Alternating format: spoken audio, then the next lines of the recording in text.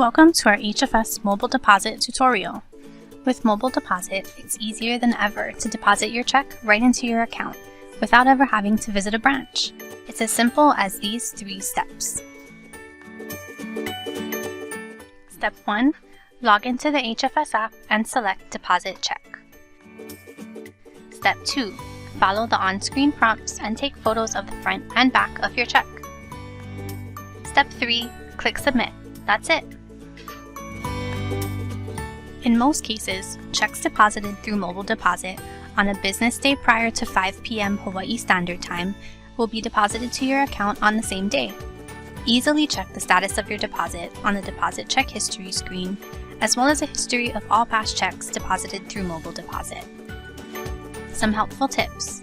1. Don't forget to endorse the back of your check with HFS FCU Mobile Deposit and your account number where the check should be deposited. 2. There is a limit of $5,000 per day when using Mobile Deposit. And 3. Be sure that the front and back photos of your check are clear and taken in a well-lit area. For more information on Mobile Deposit, visit hfsfcu.org.